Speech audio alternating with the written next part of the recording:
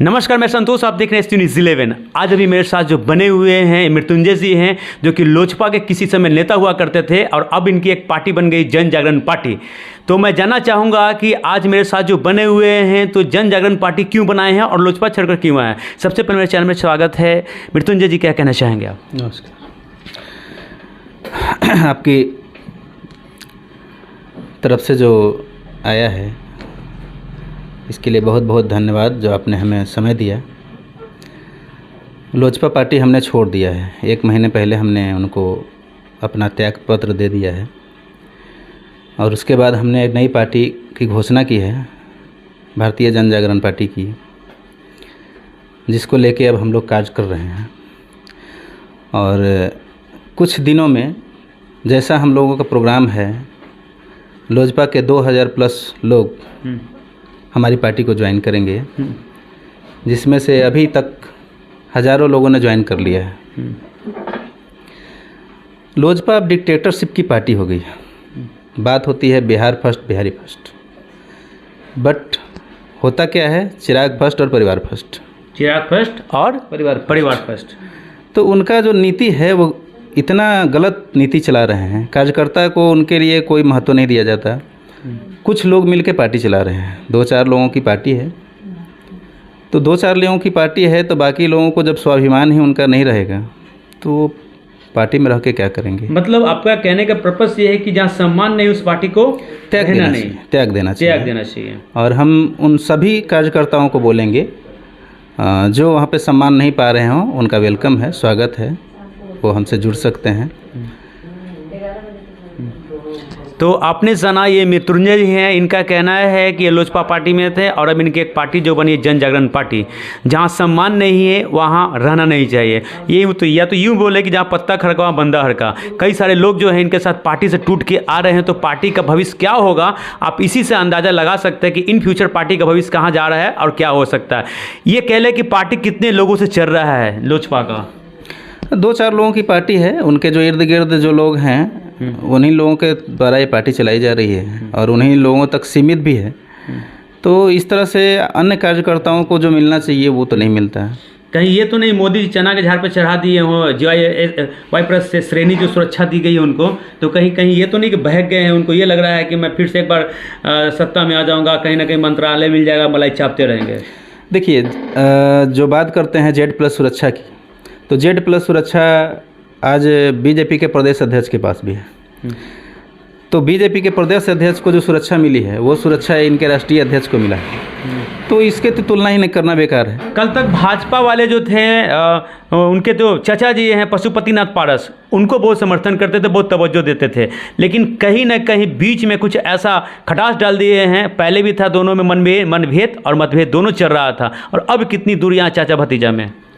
देखिए, बीजेपी का क्या है, बीजेपी का फॉर्मूला है, वो लोकसभा के लिए लड़ रही है तोड़ो जोड़ो। और लोकसभा में जाति का समीकरण तो सब कोई जानता है। तो जाति समीकरण में पासवान समीकरण जोड़ना है, तो पासवान समीकरण जोड़ना है तो पासवान के जितने भी नेता हैं सबको जोड़े जाएंगे। तो उसके तहत इन दोनों को जोड़ा गया है। और कुछ इनका अपना मजबूरी भी है। अगर ये बीजेपी के साथ नहीं जाएंगे तो इनका अस्तित्व जो बचा हुआ है वो भी खत्म हो जाएगा। तो इसलिए इनकी मजबूरी है जाना उनके साथ। मतलब अस्तित्व बनाने के चक्कर में बने हुए हैं। बिल्कुल बिल्कुल, ये अपने अस्तित्व को बचाने के लिए बीजेपी के साथ हैं। अच्छा, पशुपतिनाथ पारस और चिराग पासवान दोनों में अभी कितनी खींचातानी चल रही है? देखिए, वो तो उनका पारिवारिक मामला है। खींचातानी तो चलेगी ही, क्योंकि अगर मान लीजिए जब दिल टूट जाता है किसी का, तो उसके बाद तो कोई भी आदमी हो, परिवार का हो या आपका पड़ोस का हो, वो जुड़ना मुश्किल होता है। जब पार्टी में थे तो चिराग पासवान जी और पशुपतिनाथ पारस दोनों में बढ़िया कौन दिखते हैं? पार्टी को कौन इम्प्रूव कर सकते हैं, कौन इम्प्रूवमेंट दे सकता है? पशुपतिनाथ पारस बुजुर्ग हैं, उनके पास अनुभव भी बहुत ज़्यादा है और इनके पास अनुभव की अभी बहुत कमी है। अभी इनको सीख लेना चाहिए, बहुत सीखना पड़ेगा इनको, अभी बहुत सीखना पड़ेगा। अब बोलते हैं हम हनुमान हैं, लेकिन किसी बीजेपी के आदमी ने तो नहीं बोला ये हनुमान है। खुद से बोलते हैं, तो खुद से प्रधानमंत्री भी बन सकते हैं, खुद से ये मुख्यमंत्री भी हैं, बोलते हैं हम अगला सीएम हैं। तो कभी किसी बीजेपी वाले ने तो नहीं बोला कि हाँ ये अगले सीएम हमारे चिराग पासवान हैं। तो खुद का मर्जी है, जो मन है बोलने जाए। चिराग पासवान जी अपने आप को सीएम बताते हैं, क्या छवि दिखता है उनमें सीएम? देखिए, सीएम होने के लिए जो छवि चाहिए वो अभी उनमें नहीं है। क्या लोकसभा सीट इस बार निकाल सकते हैं जमुई से इस बार?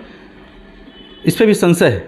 जो स्थिति चल रही है पार्टी के अंदर, जो टूट फूट जो अभी जो सर्वे आया है न्यूज़ वाले का, सी न्यूज़ का वगैरह वगैरह का, तो उसमें तो साफ साफ उन्होंने दिखाया है कि पूरी लोजपा पार्टी मिला के 2 सीट जीत रही है। 2 सीट, पिछली बार 7 सीटों पे थी, इस बार कहानी खत्म। 2 सीट पे पूरी लोजपा पार्टी में दोनों पार्टी आती है। चिराग जी अपना सीट बचा पाएंगे?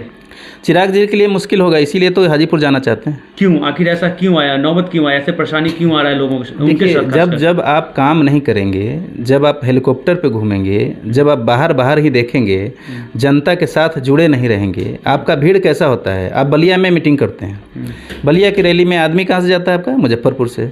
आदमी कहाँ से जाता है? बक्सर से। अच्छा, प्रूफ, मेरे पास प्रूफ है। आपके क्षेत्र के लोग नहीं होते, आपके संसदीय क्षेत्र के लोग नहीं होते, आप ये कहना चाह रहे हैं? हाँ बिल्कुल। अब आपने मीटिंग किया कहाँ? नवादा में। तो नवादा में तो आपसे ज़्यादा भीड़ तो गुंजन सिंह के साथ है, तो कैसे गुंजन सिंह को मुख्यमंत्री बना दें?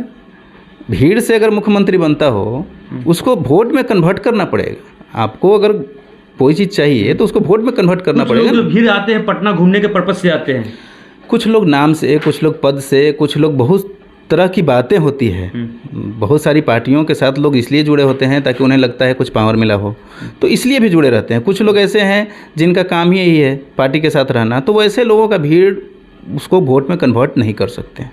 आप आम जनता के बीच में जब जाएंगे तो ऐसे हो सकता है कि 2% पासवान 2% पासवान बोलेंगे कि नहीं हमारे लिए सब कुछ यही है, लेकिन बाकी लोगों का क्या? जातिवाद से हटना पड़ेगा ना। जातिवाद बोलते हैं, जाति न धर्म की बात, और केवल जाति ही काम करते हैं।